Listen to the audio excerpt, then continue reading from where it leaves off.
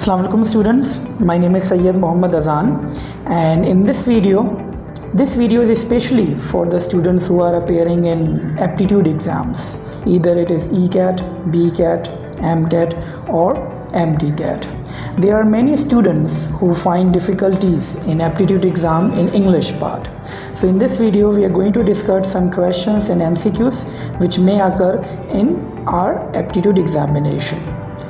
So as you can see that what types of questions and MCQs are there in ECAT, Engineering College Admission Test, BCAT, Business College Admission Test, MCAT, Medical College Admission Test, and MDCAT, Medical and Dental College Admission Test.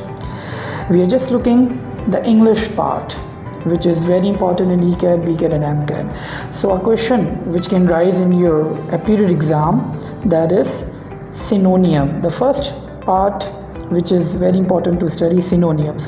What are synonyms? The same words which has the same meaning. Let's look at some examples. आपको students एक MCQs की सूरत में एक word दिया जाएगा और उसके 4 options दिए जाएंगे, and then you will be asked to tick the right option. As you can see that एक word यहाँ लिखा हुआ है aggregate और इसके 4 option दिए हुए sum, make good, advise and to protect. Now what is the similar meaning which combine this word? Is it sum? Is it make good? अब जब तक आपको aggregate word का अंदाज़ा नहीं है तो आपके लिए मुश्किल होगा इसका same meaning word तलाश करने के लिए. Aggregate का मतलब होता है कोई चीज़ जमा करना, कोई चीज़ ऐड करना और कोई चीज़ मिलाना. तो इसका synonym obviously would be sum. This is the way to find the right answer. As we can see in type 2 of question in which we are going to have antonyms. Now what is the meaning of antonyms? Antonyms का मतलब होता है opposite. आपको synonym में same meaning तलाश करनी होती है और antonyms में you have to find the opposite meaning of the word. एक word आपको दिया हुआ है यहाँ deserve. डिज़र्व की मीनिंग आप सबको पता होगा, the person who deserve anything, जो किसी चीज़ के काबिल होता है, जो कोई चीज़ डिज़र्व करता है. इसका अपोजिट क्या हो सकता है? फॉरफीट, वर्दी ऑफ, ट्रेस या परस्यू. वर्दी ऑफ कोई चीज़ जो किसी चीज़ के काबिल होता है, ये तो इसका सिनोनियम हो गया जो एग्जामिनर ने आपको कंफ्यूज करने के दिया है. प्रेस तारीफ़ करना, परस्यू मनाना. इसका जो परफेक्ट इंटोनियम होगा, अपोजिट होगा, दैट वुड बी फॉरफीट, जो किसी चीज़ के काबिल नहीं होता, जो कोई चीज़ डिज़र्व नहीं करता. Now we can see the third type of question which can occur, that is इनोलॉजीज़.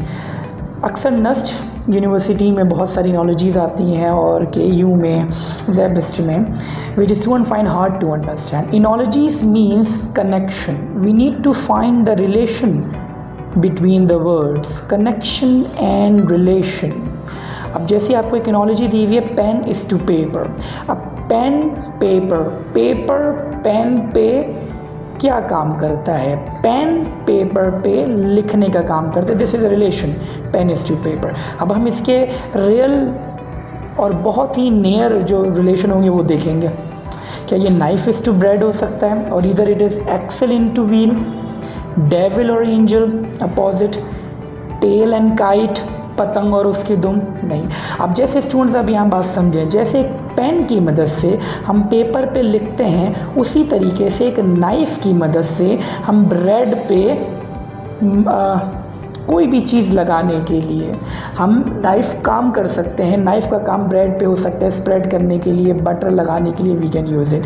Now the next type of question which can arise, that rules regarding errors in English grammar. ये बहुत important part है student. यहाँ आप देखें, आपको एक sentence दिया जाएगा और उसमें आपको ग्रामर का एरर तलाश करना होगा. जैसे एक सेंटेंस दिया हुआ है यहाँ, he is working for last 4 years. अब यहाँ आपको दिया हुआ है क्या ए पार्ट में एरर है, या बी पार्ट में एरर है, या सी पार्ट में एरर है. अब आप देख सकते हैं this is the sentence of present continuous, he is working for last 4 hours. क्योंकि यहाँ टाइम क्लॉज लगा है तो यहाँ हम फॉर लास्ट ये हम इज़ नहीं लगा सकते, ये प्रेजेंट परफेक्ट कंटिन्यूस है. तो यहाँ होगा सही answer, he has been working for last 4 years. तो यहाँ जो एरर था वो ए में था, हमने करेक्ट आंसर ए लिख दिया. इस सवाल का जवाब देने के लिए आपको tenses, active, passive, preposition, article सब आने चाहिए. Now if you can see the next point, a box of apples are in the car. एक सेबों का डिब्बा गाड़ी के अंदर है। अब ए में एरर है, बी में एरर है, सी में एरर है या डी में एरर है। अब आप देख सकते हैं अब बॉक्स ऑफ एप्पल्स आर नहीं हो सकता क्योंकि बॉक्स एक है, तो अब box of Apple is in the car होना चाहिए। तो जो एरर है वो सी में है, तो हमने करेक्ट आंसर लिख दिया सी।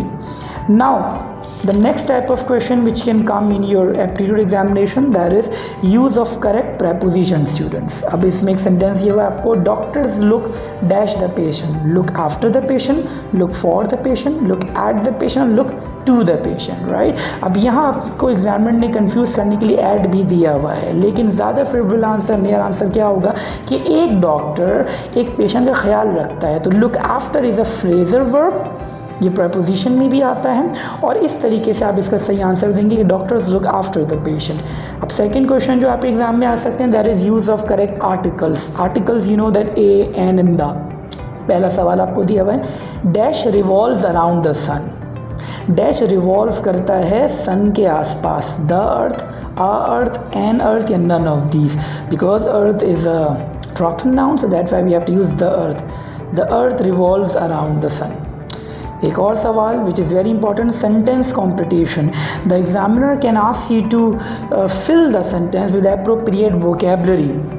अब जैसे आपको यहाँ दिया हुआ है स्टूडेंट्स के ideas are more powerful than dash weapons, lethal weapons, military weapons या एटॉमिक वेपन।